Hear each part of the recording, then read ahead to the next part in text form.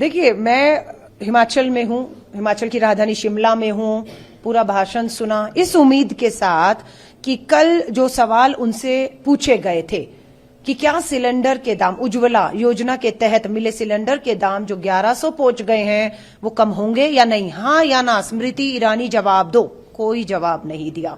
क्या बंद हुई सब्सिडियां खातों में वापस डाली जाएंगी या नहीं, स्मृति ईरानी जवाब दो। बिना जवाब दिए, खोखले भाषण देकर, एक तरफा बात कर वो दिल्ली के लिए रवाना हो गई। जिस रामपुर में खड़ी होकर वो बोल रही थी, वहां पर सभा में देखा जो सेब बागवानी का हमारा वहां किसान था, वो भी इस उम्मीद से आया था कि एक पूंजीपति मित्रों के हाथ में पूरे हिमाचल के सेब जो बागवानी कर रहे हैं उनको पूरी तरह से जैसे गिरवी रख दिया गया। शायद इस पे कुछ बात करेंगी कि कीमत जो 60 रुपए किलो सेब यहां से खरीदा जा रहा है वो दिल्ली में 450-500 रुपए किलो अडानी बेच रहा है, तो उस पर कुछ बोलेंगी। उसमें भी वो खामोश रही। बढ़ती महंगाई, बढ़ती बेरोजगारी बहुत बड़ा मुद्दा था। सोचा इस पे बात करेंगी कि कितने रोजगार डबल इंजन की सरकार ने हिमाचल के युवाओं को दिए, उस पर भी खामोश रही।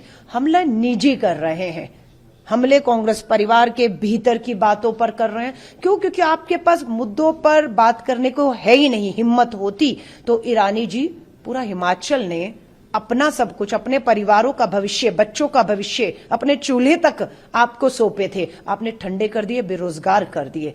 बेहतर होता आप हिमाचल के उन परिवारों की चिंता करती जिन परिवारों ने आपको डबल इंजन की सरकार बनाकर सत्ता में बिठाया है। लेकिन आप उन परिवारों की चिंता ना करके आप कांग्रेस के हाथों, जैसे उपचुनाव में भारी हार हुई मंडी लोकसभा 3 विधानसभा में, उस हार को देखकर इतना बौखला गई हैं कि आपका भाषण पूरी तरह से मुद्दों पर नहीं था, सिर्फ कांग्रेस पे हमले में चला गया। बाकी मुख्यमंत्री का भाषण तो आपने सुना ही होगा, फिर हमला जो है मुख्यमंत्री ने किया है और भावुक जिस तरह से रामलाल ठाकुर हुए हैं उस पर प्रतिक्रिया।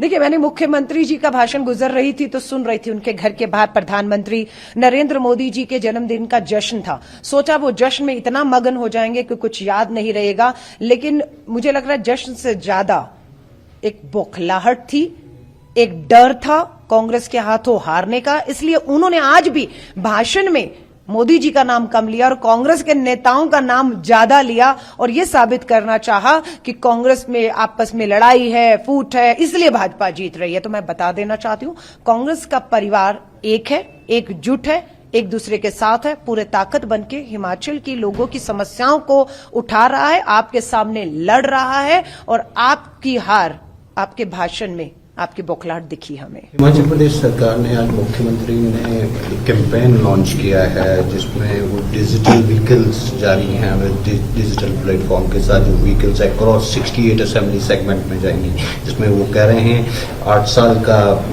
विकास और हिमाचल का 5 साल का विकास वो हम जनता तक ले जा रहे हैं। Do you think it is a campaign for BJP? देखिए, मैं साफ कहूं, अगर आपने सच में विकास किया है तो विकास बोलता है, शब्दों की, करोड़ों के विज्ञापनों की बार बार बताने की जरूरत नहीं होती है। सच्चाई यह है कि विकास हुआ नहीं। अब आप करोड़ों रुपया सरकारी विज्ञापनों का, आपकी जो पूरी अमृत महोत्सव के नाम पर सरकारी चंदों से, पैसे से, खजाने को आप चूना लगाकर अपने विज्ञापन प्रचार प्रसार कर रहे हैं। जनता को मालूम है कि आप अब जितने मर्जी करोड़ों रुपए की घोषणाएं कर लीजिए, अब यहां करोड़ दिया जाएगा, वहां इतना करोड़ दिया जाएगा, वहां ये लोग आपके 5 साल की डबल इंजन की सरकार को देख चुके हैं, पूरी तरह से त्रस्त हैं, हताश और निराश हो चुके हैं आपसे। और अब वो हिमाचल में बदलाव के साथ साथ कांग्रेस की पूर्ण बहुमत की सरकार की वापसी कर रहे हैं, ये तय हो चुका है।